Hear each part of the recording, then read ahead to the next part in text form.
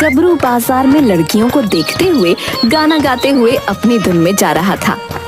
ओए होए, अकेली न बाजार जाया करो, नजर लग जाएगी, सब्जी नगर न आया करो, ओए होए नजर लग जाएगी। अयो रामा। अरे नास पीटे नाटे, तेरे घर में माँ बहन नहीं है क्या? अरे आपको कैसे पता कि मेरे घर में ना माँ है और ना बहन है? आपको कैसे पता? सत्यानाश जाए तेरा नाटे, देखना कीड़े पड़ेंगे तुझ पर। शर्म नहीं आती सरेआम बाजार में लड़कियों को छेड़ते हुए? अरे मैं तुम्हें छेड़ नहीं रहा था, मैं तो बस गाना गाते हुए जा रहा था। गबरू की बात सुनकर वो लड़की क्रोधित होते हुए वहाँ से चली गई। तभी गबरू की नजर एक व्यक्ति पर पड़ी जो सड़क पर किताबें रखकर बेच रहा था। अबे आज के दौर में भी कोई किताब पढ़ता है क्या? है बे? हाँ भैया बिल्कुल पढ़ता है, जब तो मैं किताबें बेच रहा हूँ। अबे वो तो मुझे दिखाई दे रहा है कि तू किताबें बेच रहा है सड़क पे। गबरू की बात सुनकर वो व्यक्ति क्रोधित हो गया। भैया शक्ल से तो तुम अनपढ़ और जाहिल लगते हो, इसीलिए तुम क्या जानो कि किताबों की कीमत क्या होती है। अबे वो किताबी नमूने, जरा तमीज से बात कर ले, समझा है? तू शायद जानता नहीं है कि मैं 5वीं फेल हूँ, 5वीं फेल है, लेकिन हिंदी भी पढ़ना जानता हूँ, समझा? तभी गबरू की नजर एक किताब पर पड़ी। अबे ये कैसी किताब है बे? चुगलखोरी करने के फायदे हैं? अब भैया ये किताब तुम पे बहुत सूट करेगी। ये किताब मैं तुम्हें जो है मुफ्त में देता हूँ, ले जाओ भैया जाओ। अबे तुझे क्या लगता है कि मैं इस किताब के तुझे पैसे देता, मूर्ख कहीं के? है बे?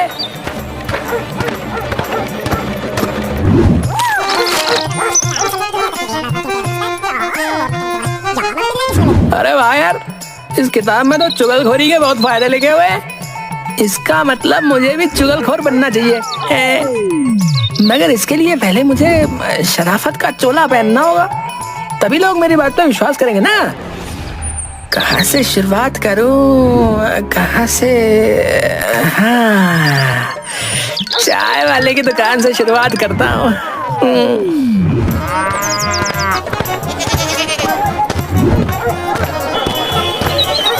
गबरू चाय की दुकान पर चुपचाप बैठ गया कि तभी चाय की दुकान वाला गबरू से बोला, अरे चुप चुप बैठे हो, जरूर कोई बात है।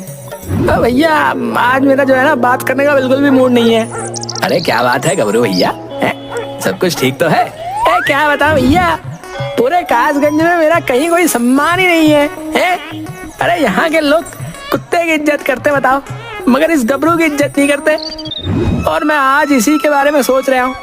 अरे गबरू भैया, एक तो तुम नाटे हो और ऊपर से गुस्से वाले भी, और तुम किसी से इज्जत से भी बात नहीं करते हैं, इसीलिए तो लोग तुम्हारी इज्जत नहीं करते हैं। अबे तुम सही कह रहे हो बे, चाय वाले भैया सही कह रहे हो तुम।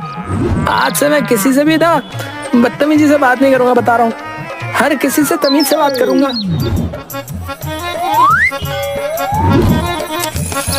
अबे ओ मतलब चाय वाले भैया, मतलब चाय वाले भैया जी, हमारा और तुम्हारा आज तक का हिसाब चुकता है। अब मुझसे मत कहना कि तुम मुझे पैसे नहीं देते। ये देखकर चाय वाले की आंख में आंसू आ गए। गबरू भैया, तुम बहुत अच्छे इंसान निकले भैया। मैं तुम्हें बेवजह आज तक बुरा भला कहता रहा है।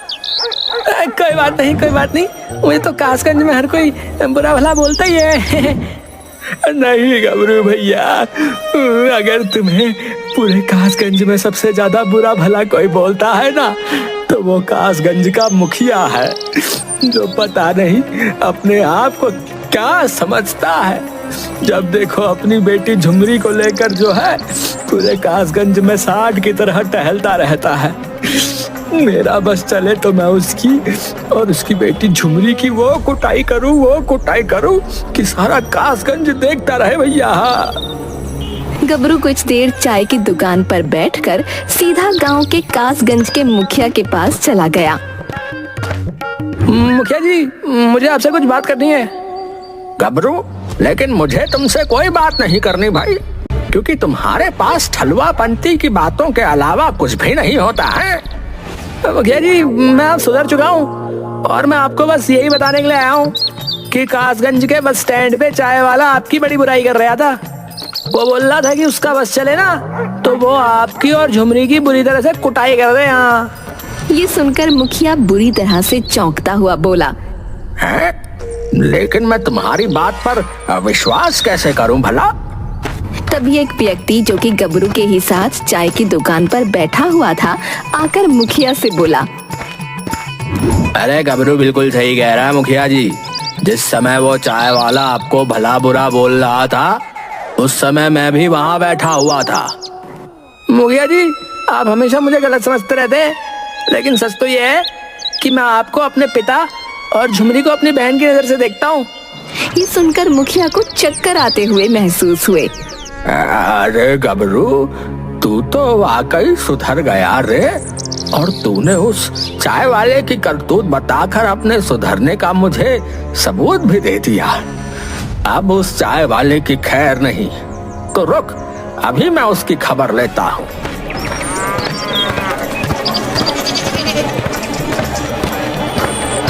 क्यों रे, मेरी पीठ पीछे तू मेरे और मेरी बेटी के बारे में क्या अनाप शनाप बक रहा था रे?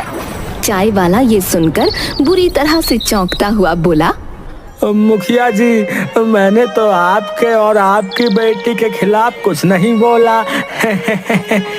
मुझे उस बेचारे गबरू ने सब कुछ बता दिया है। हाँ, और तेरी करतूत की गवाही तेरी दुकान पर बैठने वाले एक व्यक्ति ने भी दे दी है।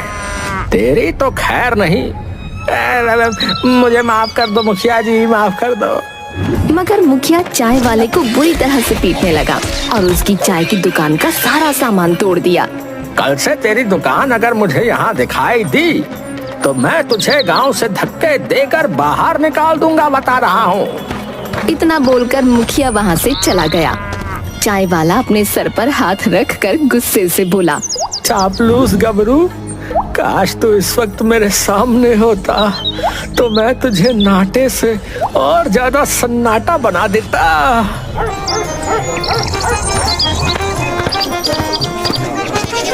तुम सही कह रहे थे गबरू, मुझे उस चाय वाले से ऐसी उम्मीद नहीं थी। मुखिया जी मैं आपका कासगंज छोड़कर जा रहा हूँ। क्या हुआ गबरू, तुम कासगंज छोड़कर क्यों जा रहे हो? मेरे पास कुछ ही पैसे पड़े थे मुखिया जी, जो मैंने उस चाय वाले को दे दिए। अब तो मेरे पास खाना खाने तक के पैसे नहीं बचे। कासगंज से बाहर जाकर मेहनत मजदूरी करके कुछ पैसे कमाकर अपना पेट भरूंगा। पागल हो गए हो क्या? अरे तुमने मुझे पिता बोला है और झुमरी को अपनी बहन। चलो मेरे साथ, आज से तुम मेरे घर पर खाना खाओगे।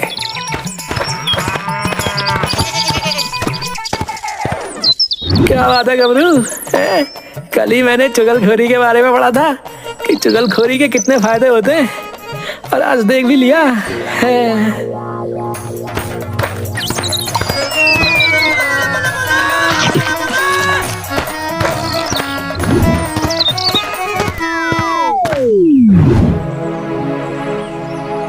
मुखिया जी आपके चेहरे पर जो है चिंता की लकीरें क्यों झलक रही हैं? अब तुम्हें क्या बताऊं गबरू, पड़ोसी गांव के सुखिया चाचा ने अपने इकलौते पुत्र अज्जू के लिए मेरे घर में रिश्ता भेजा है। उन्हें मेरी बेटी झुमरी पसंद आ गई है। सुखिया चाचा तो बहुत ज्यादा पैसे वाले हैं मुखिया जी।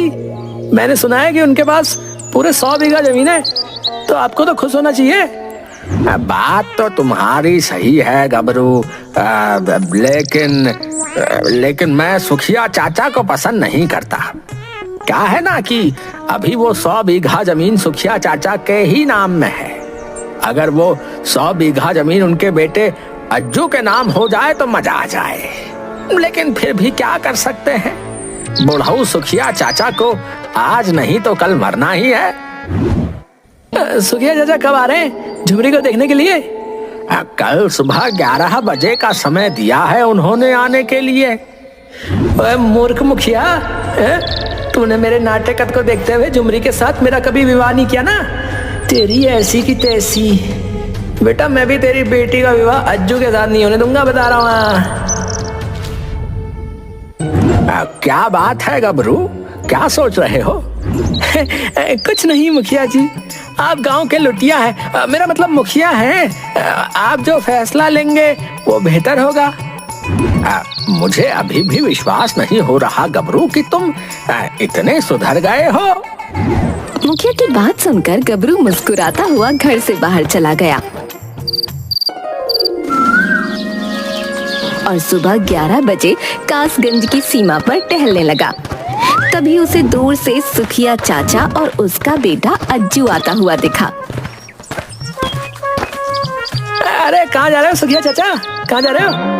क्या गबरू, तुम्हारे कासगंज के मुखिया के घर पर जा रहा हूँ। क्या है कि मुझे उनकी बेटी झुमरी पसंद है अपने बेटे अज्जू के लिए, इसीलिए मैं अपने बेटे अज्जू को भी साथ लिए जा रहा हूँ। लेकिन मुखिया तो कल आपको काफी भला बुरा बोल रहा था। क्या बकवास कर रहे हो गबरू? हाँ सच बोल रहा हूँ। बोल रहा था कि कुछ ऐसा हो जाता कि आपकी 100 बीघा जमीन आपके बेटे अज्जू के नाम हो जाती और आप मर जाते। और हाँ ये भी बोल रहा था कि बुढ़ऊ सुखिया को एक ना एक दिन तो मरना ही है। ये बकवास है गबरू। सारा कासगंज जानता है कि तुम एक नंबर के झूठे और मक्कार हो। मैं तुम्हारी बात पर विश्वास क्यों करूं? मैं जानता था सुखिया चाचा कि आप मेरी बात पर विश्वास नहीं करोगे, इसीलिए सबूत के तौर पर मैंने अपने मोबाइल में मुखिया जी की बातों को रिकॉर्ड कर लिया था। ये सुन लो, 100 बीघा जमीन उनके बेटे अज्जू के नाम हो जाए तो मजा आ जाए। बुढ़ऊ सुखिया चाचा को आज नहीं तो कल मरना ही है। 2 कौड़ी का मुखिया है? एक तो इसकी बेटी के घर पर रिश्ता करके मैंने एहसान किया इस पर, और ऊपर से ये मेरे मरने की ही दुआएं मांग रहा है। इसे छोड़ूंगा नहीं। चलो अज्जू, मुखिया को पीट कर आते हैं। चलो।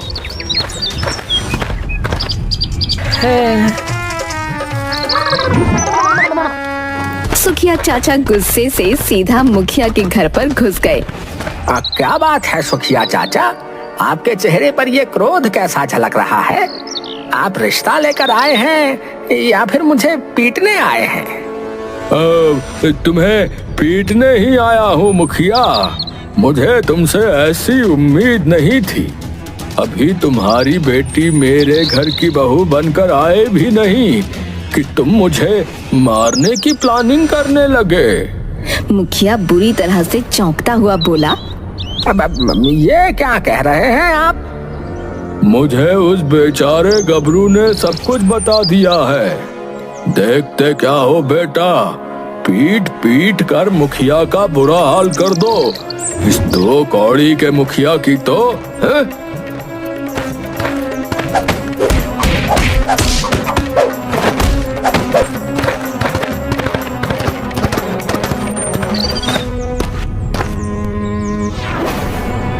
अरे पिताजी, आपको कौन रुई की तरह धुनकर चला गया? अरे झुमरी, ये सब कुछ उस गबरू की करतूत है। कल जो मैं गबरू के सामने बातचीत कर रहा था ना, उस चुगलखोर गबरू ने सारी बातचीत सुखिया चाचा और उसके बेटे अज्जू को बता दी, और वो दोनों मुझे कुत्ते की तरह पीट कर चले गए। आई मुझे तो कल ही उस नाटे पर शक हो रहा था। आप खुद ही सोचिए पिताजी कि वो मक्कार गबरू रातों रात कैसे सुधर गया। तुम सही कहती हो झुमरी, लेकिन वो गबरू का बच्चा मुझे जानता नहीं। मैं उसका कासगंज में रहना हराम कर दूंगा। कहाँ है तू चुगलखोर गबरू? गबरू एक पेड़ के नीचे बैठा हुआ सारी बातें सोचकर हंस रहा था कि तभी कासगंज का एक व्यक्ति दौड़ता हुआ आकर गबरू से बोला, अरे गबलू, तुम यहाँ बैठे हुए हंस रहे हो? उधर मुखिया गाँव वालों के ठाट तुम्हें ढूंढ लिया है और ताए वाला तुलाली लेकर तुम्हारी तलाश कर लिया है। ये सुनकर गबरू बुरी तरह से डर गया। अरे यार, ये तो लफड़ा ही हो गया यार। अब क्या करूं यार? उत्तरी, अरे कल ना त्याग डब्लू, अपनी दान बताकर भाग, नहीं तो वो थपतेला पीट पीट कर बुरा हाल कर देंगे। उधर कहाँ डाले हो? अबे भाग रहे हो बे? अले मुखिया ने साले ताजगंज की सीमा की देलाबंदी कर रखी है। तू अगर ताजगंज की सीमा पर पहुंचेगा ना तो वो तुझे वहीं से पकड़ लेंगे। भगवान, अब मैं कहाँ से भागू यार? तू तो मला गबलू, तू तो मला। इतना कहकर वो व्यक्ति वहां से चला गया। तभी गबरू की नजर एक साधु पर पड़ी। गबरू दौड़ता हुआ साधु के पास जाकर बोला, साधु महाराज, साधु महाराज, साधु महाराज, मुझे बचा लीजिए साधु महाराज। मैं कोई पुलिस थोड़ी हूँ जो तुझे बचा लूंगा। अबे यार, अगर तुम पुलिस नहीं है तो क्या हुआ? तुम एक साधु तो हो और देखने में चमत्कारी भी मालूम पड़ते हो। कोई चमत्कार करो ना। मुझे सिर्फ एक ही चमत्कार करना आता है। कौन सा चमत्कार? मैं सिर्फ रंग बदल सकता हूँ। रंग बदल सकता हूँ?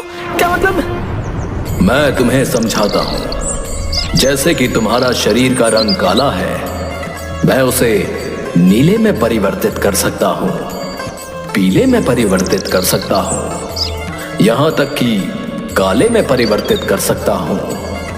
अब तुम बताओ कि तुम्हें अपने शरीर का रंग कैसा चाहिए? हाँ, समझ गया। तुम कहना क्या चाह रहे हो? मुझे ऐसे रंग में परिवर्तित कर दो कि कोई मुझे पहचान ही ना पाए।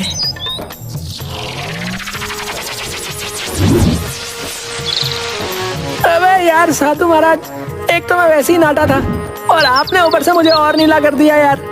अरे, तुमने ही तो बोला था कि कोई भी तुम्हें पहचान ना पाए। इस रंग से तुम्हें कौन पहचानेगा? अरे हाँ, ये तो मैं भूल ही गया था। हाँ, ठीक है साधु साहब, ठीक है। और सुन, ये तेरा नीला रंग 1 महीने तक तेरे शरीर पर रहेगा। उसके बाद ये स्वयं उतर जाएगा। गबरू वहां से भागने लगा कि तभी मुखिया और गांव वालों की नजर नीले पड़ चुके गबरू पर पड़ी। अरे देखते क्या हो, पकड़ो इस नाटे को। इसकी तो अपने शरीर पर नीला रंग पोत कर भाग रहा है। गांव वालों ने गबरू को पकड़ लिया। अबे ओ मुखिया, अबे मुझे पहचान कैसे लिया बे? मेरा रंग तो नीला है। अबे मूर्ख, तेरा रंग नीला जरूर है, लेकिन तेरा कद तो नाटा ही है ना। और पूरे संसार में सिर्फ तू ही 2 फीट का है, समझा? अरे देख क्या रहे हो? मारो इस चुगलखोर गबरू को। गांव वाले बुरी तरह से गबरू को पीटने लगे और गबरू बड़ी मुश्किल से अपनी जान बचाकर गांव की सीमा से बाहर निकलकर भाग गया।